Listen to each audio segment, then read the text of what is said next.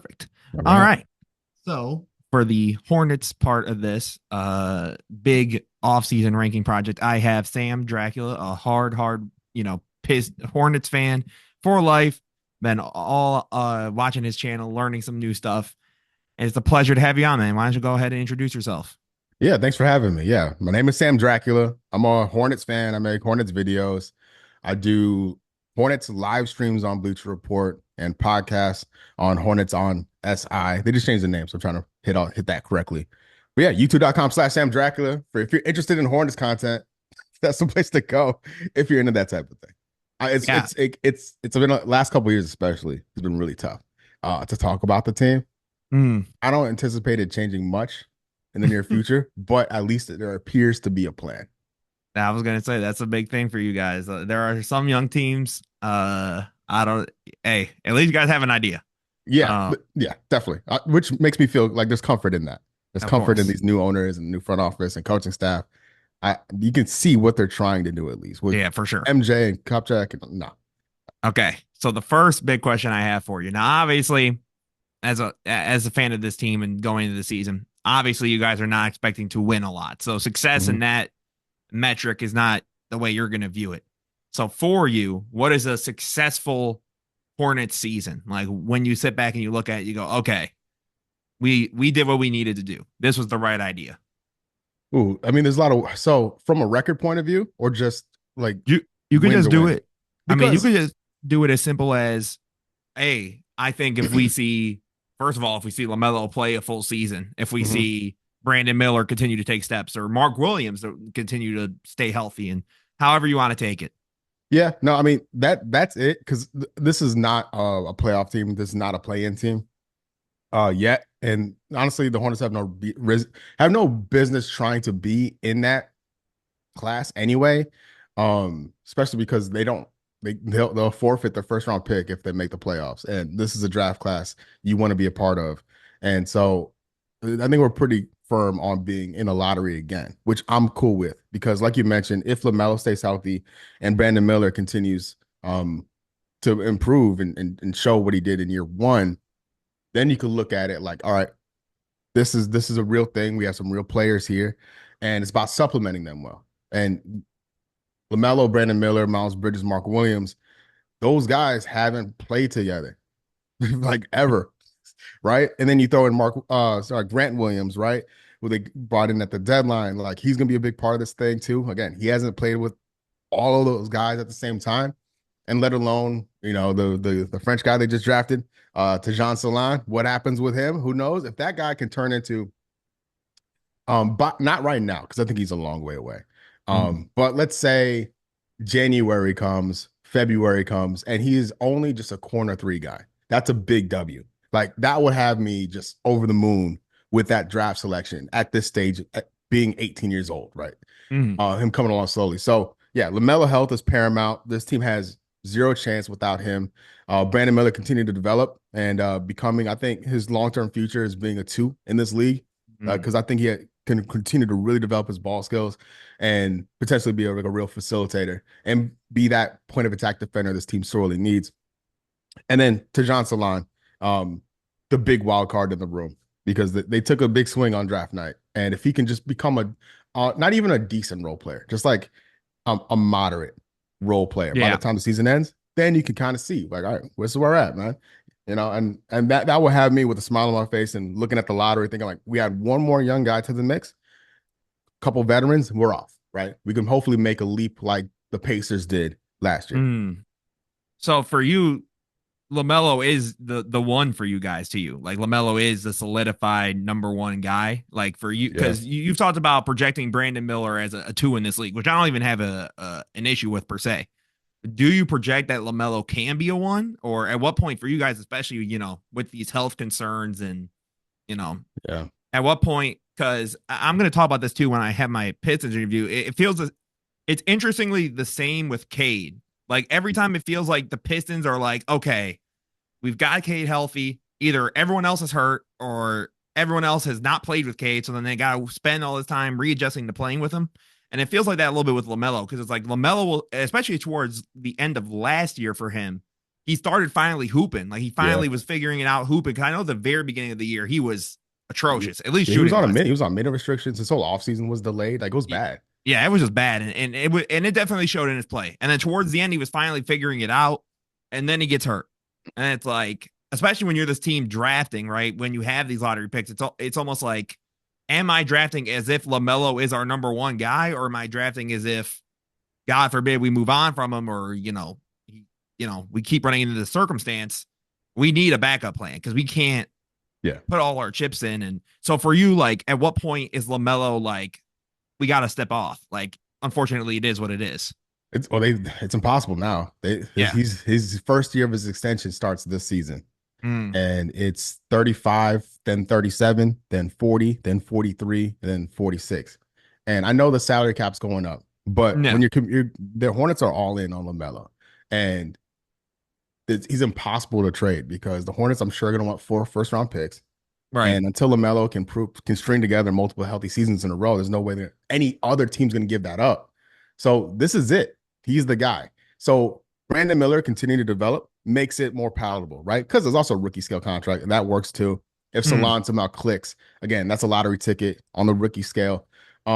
They can kind of get away with it because they re-signed Bridges, and Bridges, his contract extension ends when it's time to pay Brandon Miller. So there's like not they're Oh. not going in 2027. There's not this big payout coming as far as Mhm. like salary cap commitment. So, but yeah, LaMelo. When I say Brandon Miller's a two, I mean like as a shooting guard. Brandon Miller, I think, Oh. has all the makings of being a star in the NBA. Like legitimately, I know I'm a Hornets fan, but I was Team Scoot going into the draft. So like that, just for full disclosure, and I'm so happy to be wrong. I love being wrong. And Brandon Miller, let me tell you, man, like he sold me. I think the third or fourth game on the season, the Hornets were like down double digits to the Warriors. Sorry, not the Mm. Warriors. Sorry, the Wizards. Yeah, yeah. It, Brandon Miller steals the ball, like strips Jordan Poole, which is hilarious. He drives down. Hornets are down 10 or 11 points, whatever it is. Third quarter, fourth quarter, whatever. The announcers are like, "Show us what you got, kid." Like his first real opportunity for highlight, right? He's driving. The Hornets bench is standing up. Frank Ntilikina is like, "Come on, let's go, let's go." And Brandon Miller just two-hand dunks it and runs back on defense. I love that stuff. From that moment on, I'm like, this kid gets it. Because if he did some spin move off the like some bullshit, like I was like, oh man, A, he's gonna get benched. But also like this kid isn't ready. Like he doesn't understand what's at like doing that stuff down is crazy. So from that point on, it only got better and better even to the point where Terry Rozier, he got hurt and he was the guy of the starting five. He was the guy left out there with the second unit. Yeah. And Brandon Miller became that guy. That was when Rozier got hurt. Brandon Miller was the starter that stayed out there with the second unit. I was like, this guy has it. And then you fast forward to the Team USA stuff. Brandon Miller opting into summer league, where he has no business being involved in that because he wants the ball. Even him showing up at the NBA Finals. I know people are kind of clowning the Hornets players going into the Celtics locker room, but that tells me these boys are like locked in a hoops and they want to be around winners in that environment. I like that stuff. And because they're future coaches there, like him and the new coach seem to be developing a really nice bond. So yeah, so if LaMelo's healthy, he's no doubt. I think he could be an all NBA player. Mm. He has all the abilities in the world to do that. But it's a big if 2 years in a row now. Two Right. 3 years of major injuries, 2 years in a row with major injuries. It's Yeah. not looking good on that front. So Brandon Miller, stay healthy, put on some muscle, and hopefully take us to the playoffs eventually. And Maybe then, next year. yeah, yeah. And you actually just mentioned another point I was going to talk about. So you guys just got Charles Lee. Mhm. I believe a little bit through the offseason or toward it was in the playoffs, I think, right? When you guys announced that you were Yeah, hiring him. he was like, Yeah, I because he think the was playoffs just started. He was like, okay, because he was still with the Celtics. I do remember because that because that had came out. I had to root for the Celtics, which I didn't want to do. When they hired him, I was like, I got to root for our new coach now. That's fair. That's fair. So, what do you think of the hiring? Like, what do you think he's going to bring to this team? Like, is he your guys? Is hopefully like your Jamal Mosley? Like, is he your coach that like, oh, we have an actual culture now. We have an actual identity, an idea of what we want to be. Yeah, like him, he comes from that Budenholzer coaching tree, which Mm, has put out some like really, I would say really good because like some of these hires haven't been really worked, but guys that have gone on to have some level of success as head coaches. So that's first off, and then him. studying under the Boston Learning Tree, who an organization that spat out a lot of good head coaches from the assistant ranks, from Adoka to Will Hardy to now hopefully Charles Lee. Mm. Oh, and then I gotta forget Joe Mazzulla.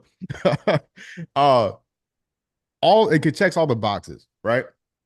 You hear him talk to the players, how in his introductory press conference, he had some players there in the room with him, and there once somebody asked him about like what's the focus, like what are you gonna do? Because he coached the first part of summer league. He coached the California Classic. Charles Lee did. Okay. Again, Okay. Yeah. Yeah. I love that. He's not doing Vegas, but he did the California Classic, which tells me like he's itching to get involved and like put his imprint Right. on this and about help evaluate these guys because a lot of guys left the team shortly after that, Yeah. or were not retained.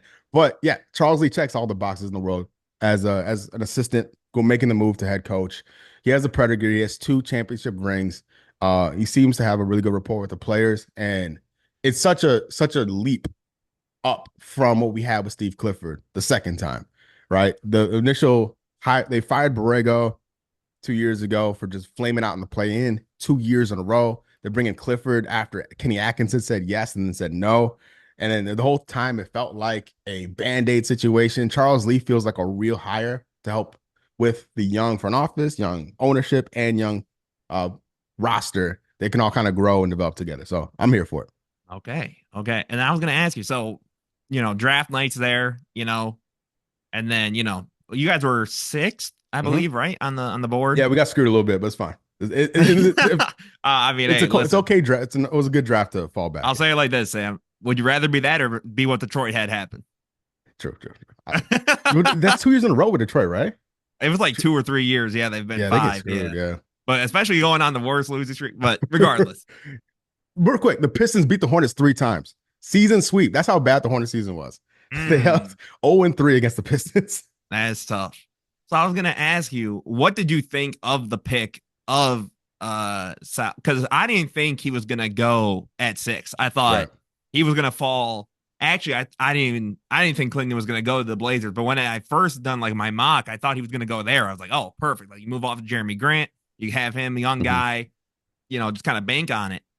I found it very interesting when that's what you guys ended up getting. What was your thoughts or reactions to it at first? Were you like, what the hell are we doing? Or are you like, hey, we got this, let's move? So I think I heard nothing about Salon coming to Charlotte until a few hours before the draft. I think Kristen Peak with Yahoo tweeted Mm-hmm. something out about it. But up until that point, it seemed like Connect was kind of the bottom end of it. Like Connect wasn't getting past the Hornets. That was the word about around it. And me, I'm hoping for Castle or Klingon. Those are my top 2 guys that were Huh. in the Hornets kind of range. At 6, Castle again. I think it would have complemented LaMelo and Brandon Miller perfectly. Klingon. I know the Hornets have 2 centers, but one is not like Nick Richards is a fine backup center. He was the far as plus minus goes, the worst starting center in the NBA last year. He's not that guy. And he's like 26. He's probably as good as he'll ever be as a player. And I think he's limited in that respect. So him as a 9/10 man is good. When he has to elevate, not good. The I problem get what is you're saying. Okay. they got a center in Mark Williams who hasn't played 82 games yet. So Yeah. not only is he coming off a back injury, we don't know what he is. He's had some incredible games and some really bad games. So Mhm. the idea of drafting Klingon, trading Nick Richards to a team who just needs some center depth, just for whatever, that was my ideal scenario. That's why I wanted how considering Castle went 4 and then Klingon was sitting there. They take Salon. I'm like, all right, well, I got to do some Googling because I did no research on him because there was nothing about him there. And watching his tape, to the like right now in the moment, didn't like it, don't like it now, just for the record. But I'm happy to be wrong again. Like Yeah. if Yeah. he can put it together, amazing. I want that for him. But you watch his tape, they say he's a shooter, but he shot 38% or something like that, or 36 or 38%. You watch his highlights, it's all corner threes, and like he's a big kid. He can jump like he is a high release. Like I don't know how many people that are going to contest or block his shots. So that you can see how That's he can good. fit Yeah. in to the mix. And then when you like think about him fitting in with Brandon Miller and LaMelo Ball, if it got to that point, because I don't think Salon's going to play with these guys this season. I think spent a lot of time in the G League to be fair, but you know if that skill, that corner 3 skill, is usable. is useful, right? Stretching the floor, maintaining, keeping the other team honest, like all that stuff's important. So if he can do that, that'd be great. But he's very raw, youngest guy in the draft. You can see it in summer league. It's a bit of an ick, but it's okay. Um, because I think if it hits, great. But if it doesn't, what you really miss out on? Unless Klingon becomes like a next level player, which I Right. think he can be, but like that's what you're kind of up against. So as far as like staking your claim in the draft, like this is my guy. Um, but Salon, I wish him to, like as a stretch for potential, like you know, hopefully maybe never know. They said the same thing about Giannis at the time. You never know what can They happen. did say that. They did That's say the hope. That's the hope. that is very The fair. big Hey, hope is a big hope. I'm about to say, if it's like Giannis, hey, you guys got it. Forget it, bro. That's your number one. But I You will got say your one last thing about Salon is what I love about him and Jeff Peterson, the new GM who replaced Mitch Kupchak. He talked about finding Hornets that are hard workers, and you could see that in him and Salon. Like, if for nothing else, he's going to give A+ effort, which the mm, Hornets didn't do every night last year. So just anytime you can add more high effort guys, which is a shame to say about professionals, but that's where we're at. In yeah. pro sports, these pros don't always give it their all. Salon seems like a guy who wants to be good, or at least give it his best. So I appreciate that. No, yeah, for sure. And then I was gonna what was I just about to tell you? Oh, okay. So then obviously now you brought back Miles Bridges at a much cheaper price than initially, for a whole bunch of other stuff. I thought it was interesting. I was actually just on Twitter yesterday and I saw the report from like Brandon Miller and stuff talking about how great Miles Bridges is like off the court and having him, around there. Is Miles Bridges, you think, like a long term part of this team, or is he someone that you think it's like, is it similar to like a Kuzma in Washington? Like if he really brings his value up, maybe that's where you move him, or are you like, hey, let's bring him, keep him here for as long as we can, kind of deal? I mean, if it was up to me, I would. The Hornets were there were some reports that the Hornets were open to a sign and trade, right? Mm, That's tricky in the offseason because the other teams needs to have cap space, all that stuff. But keeping him, retaining the asset, they could do a sign then trade, like sign him in the right. summer, trade him in the winter. Um, Again, I don't think the Hornets are going anywhere, and I think Bridges wants to win. He's a clutch client. Like, would you be shocked? I mean, I wouldn't be shocked if he found his way to the Lakers somehow, some way, right? Like that is always going to be kind of floating out there. But for now, he's seemingly saying the right things. And before all the stuff happened with him, he was the leader of this team. He's the longest standing Hornet. When I went to we had COVID, and then we had basketball come back the bubble, and then we had like restrict no crowds, and then the restricted crowds. Yeah, yeah. I was at the Spectrum Center the first game with fans, 5,000 of us in there, and it wasn't LaMelo Ball, wasn't Gordon Hayward, it wasn't Terry Rozier, it wasn't Cody Zeller or whoever was on the team at the time. It was Mm, Miles Bridges on the microphone welcoming fans back. And through those COVID games, you could hear like it was great because like you could hear what the players were saying.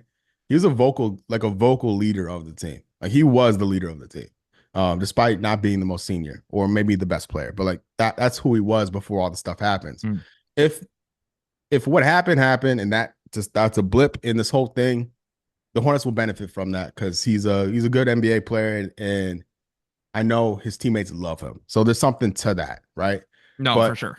the cap number though, like 27 this year, 25 next year, and 22, like 23-ish. In the final year when he's 28 years old, like that is super tradable. So I think the For front sure. office did a really good job structuring that, front loading it to give them some flexibility. When it comes time to pay guys, whether it's Mark Williams or Trey Mann in the next 2 years, they have that flexibility with the cap, and also if they want to flip them for something else later. So then what I think is interesting too for you guys, right? Because you do have like some vets on the team, but for you guys, right? Because I'm assuming, if I had to guess, the direction that your team has to go in, from what I can tell, just on paper, you guys seem like you're more on a Pacers route in terms of your offense is going to be what you're hanging your hat on, right? Yeah, Like it's definitely. going to be that fast paced play. Um, I mean, I was about to ask that too. When you were looking at the film of it, is Saloon like a really good defender, or is his defense like, it's there? I don't think he knows how to play basketball. I'll be perfectly honest with you. I don't think he's like there yet. I think what he will be is a good athlete that's going to stay in front of people, that's going to foul out of games if he plays long enough in games. But I Okay. think Josh Green, that the deal to get Josh Green into there into the mix is going to help a ton. Having a healthy Mark Williams as your safety net, right? A guy Yeah. you can funnel guys to as your rim protector. That's going to be a big difference. So getting a healthy Mark Williams and the Josh Green addition will help a ton. And then also Brandon Miller just continue development. But it's like Grant Williams off the bench is probably I forgot about Cody Martin. The Hornets have Cody Martin, the other Martin twin, who at one point was the best role player on the team, like pure like glue guy. You can play the 1, 2, or 3, defend 4 positions, but he's been so like unavailable and injury prone the last 2 years. That's even up in the air. But to your point, yes, this I think this will be very much an offensive focused team, despite Charles Lee's emphasis on the defensive end. But I think they're slowly pivoting towards that with the moves they made this summer. Yeah, and I was gonna say I'm very high on Mark Williams for you guys. I like Mark Williams a lot. I actually made a video on him last year in the off season, and I Mhm. was trying to tell people like, hey, keep an eye out. Like this guy's legit. Like, I think I just hope he stays healthy because I think Yeah. this dude could be huge for you guys. Because if he pans out to at least just be like a Clint Capella esque player, really good rim protector, great lob threat for a LaMelo or even a Brandon Miller, and again, assuming Miller and Ball stay healthy, work out. You have basically like a guard wing center idea, Mhm. which a lot of young teams don't have. Um, but I was going to ask you now. Obviously, again, record is not what you guys are going to be looking at. What is a disappointing season for this team? Is it purely just health? Like, what would disappoint you the most? Yeah, health is number one. Probably Mm-hmm. honestly 1, 2, and 3 because it just inhibits you from seeing what you have. Mm, And we know Brandon Miller's good, right? We don't know what he looks like next to LaMelo Ball yet, which is like the whole like what do our best young players look like playing together? Don't know. right. And so if the season can end and we get 60, 70 games from the best players on the team, then like, all right, we need this, and this to supplement what we know we have, Mm, right? And so that's what I want. And it is I want health and I want to know basically like who the keepers are because this is a rebuild, right? The Hornets are on a pathway, on a journey, and you got to figure out who you're riding with and who you're not going to ride with. And you don't know if they're not playing. No, yeah, for sure. I can 100% agree, and it's interesting because I've started off on the lower end. I've started asking a lot of these guys like, what do you think a disappointment is for your season? And they Mhm. all sort of say the same idea of like hoping you understand what's next and like what you've actually got going and what you have on the horizon. I was gonna say, do you like the vets that you guys brought in? Because I do see you got Reggie Jackson now. You have For some now. Seth Curry, Grant Williams. Uh, you've got some young people. You got Josh Green. I do remember you guys getting him out of nowhere. I was like, whoa, oh, okay. We Yeah. got big Josh Green. I was gonna say, are you happy too that you guys moved off of PJ Washington when you did, and you got the value you did for him at the trade deadline last year? Yeah, listen, I stand on it. The Hornets fleeced the Mavericks on that trade. Mm. Now I know PJ had a great playoffs, and I'm so happy for him. I was rooting for him, but he they overpaid for Yeah, him. But it's what they needed, so that's fine. That's how sports is. In my opinion, like you're not paying for the player, you're paying for the improvement on the team yeah, the overall, and necessity. they did a great job with it. But for the Hornets, because they have the Mavericks pick in 2027. Those future picks, you never know, man. It's top two protected. You never know. But having that pick in case that things go left, they still got Kyrie over there.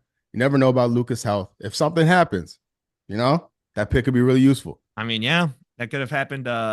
Funny enough, but I guess they still got a whole lot anyways. But Mm-hmm. the Nets back when they were supposedly going to get like a bunch of first round picks from the Grizzlies, and like what if one of those picks was this year's pick and they got 9? Like they could Yeah, have stumbled into 9 versus not being in the draft at all. But they also, they just got everything in the farm for Mikal Bridges from the Knicks. So yeah, they did. that was that was huge. And then are you one of the guys? Are you all in on the Cooper Flag sweepstakes? Are you hoping that like Charlotte baby #1, we're getting Cooper Flag? Sag for flag. I'm here for it, man. Mm. Let's go, baby. Uh, and legitimately, anybody like whatever. I don't. It doesn't have to be him specifically. But No, but it's a really good class. But I get your point. yeah, that I just want the Hornets. The best way for this franchise to improve is through the draft and through being smart in the trade market.